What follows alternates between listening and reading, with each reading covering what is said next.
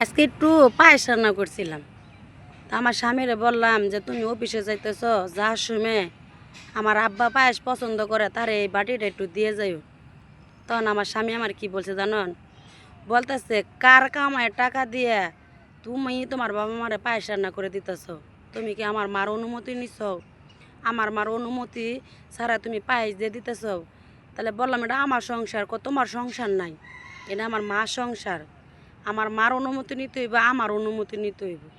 তাহলে বুঝেন, নারীরা কোনো সংসার নাই, এত বছর ধরে সংসার করি তারপরে সংসার নাই। তার মার অনুমতি নিতে হইব, তার অনুমতি নিতে হইব। কারণ তার মা এখনো বাইসে আছে, আমার এটা বুঝাইতেছে আমার মা এখনো বাইসে আছে, আমার মা মরে যায় নাই। যে তোমার সংসার, তোমার সংসার বলতে কি বোঝায়? তোমার কোনো সংসার, আমার মা যতদিন বাইসে আছে তোমার কোনো সংসার নাই, আমার মার হাতে চাবি থাকবো। তাহলে আমার বাবারে একটু পায়েস রান্না করে দিব, আমার বাবা অনেক মানে সবারই দিছি। তখন আমি বললাম আপনার মায়ের যদি বলতাম যে আমার বাবারে পায়েস দিব, তখন আপনার মা আমার এই ছোটো বাটি না বড় বাটিত করে পায়েস রান্না আর বেশি করে দিত।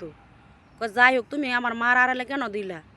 তখন আমি চুপ করে রইলাম যে আমি এটা অন্যায় করছি, আমার এনে কথা বলা যাবে না। কারণ যেহেতু আমার বলতেছে আমার কোনো সংসার নাই, তখন কথাটা শুনে অনেক খারাপ লাগলো, কষ্ট লাগছে যে আমার বলতেছে এটা তোমার সংসার, এটা আমার মা সংসার। আর কামাই করে আমি আনি, তুমি আমার একবার না জানাইয়া, আমার মারে না জানাই তুমি বাটির মধ্যে ডাইরেক্ট প্যাকেট করে ফেলাইছো। আবার আমারও বলতেছো তোমার যা দিয়ে যেতাম অফিসে যাওয়ার সময়। তখন আমি চুপ করে রইলাম যে আমি কি বললাম আর কি হয়ে গেল। আগে জানলে আমি এটা দিলাম নইলে, কারণ দিয়ে আরও আমি কালার হয়ে গেলাম গা, তাদের কাছে খারাপ হয়ে গেলাম গা। তখন চুপ থাকার পর আমার স্বামী মানে আমার বলতেছে যে কথাটা কেন বললাম, তুমি যে জিনিসটা দিলা তুমি আমার মারে বলতে পারতাম, আমারও বলতে পারতাম। হ্যাঁ আমার ভুল হয়েছে, আমি ভুল স্বীকার করতেছি। তাহলে তুমি চুপ রয়েছো, আমাকে এখানে যদি আমি কথা বলি তাহলে কথা বেশি হবে, এখানে আমি চুপ রয়েছি। আপনি বলতেছেন আমি শুনতেছি, কারণ এখানে তো আমার কোনো কথা চলে না, যেহেতু আমি আপনাদের অনুমতি লই নাই। আপনি বলতেছেন যে এটা আপনার সংসার, আপনার বাড়ি, আপনার মা সংসার, আপনার মা বাবা বাইসে আছে, আপনার মার অনুমতি লওয়া লাগবে। তাহলে আমি এনে কী বলবো? তখন আমি কী করলাম, মানে এগুলো বলার পরে সে বলতেছে আমি তোমার পরীক্ষা করলাম।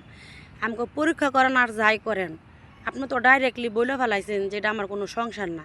তাহলে আমি যে এত বছর ধরে আপনার ঘরে পড়ে রয়েছি, তাহলে কী দেহে পড়ে রয়েছি? সে আবারও বলতেছে আমি আপনার পরীক্ষা করতেছি। পরীক্ষা আপনি আমার অন্য দিক দিয়ে করতে পারতেন, সামান্য একটু পায়েসে লেগে না। আমি তো কোনো সময় কোনো কিছু আমার বাবা মার বাড়িতে পারেই না, শুধু একটু পায়েস রান্না করছি, আমার বাবা পছন্দ করে দিয়ে এটাই আমি আপনার মাধ্যমে দিতে চাইছি। পারলে তো আমি ওটা শুরু করে বা আমি নিজের আড়ালে বা আমার বড় মায়ের আমি পাঠাতে পারতাম যে এটা আমার তো নানার বাড়িতে দিয়ে, কোনো আমি তো তা করিনি। আমি তো আপনার মাধ্যমে দিতে চাইছি, তাহলে আমি চুরি কীভাবে করলাম?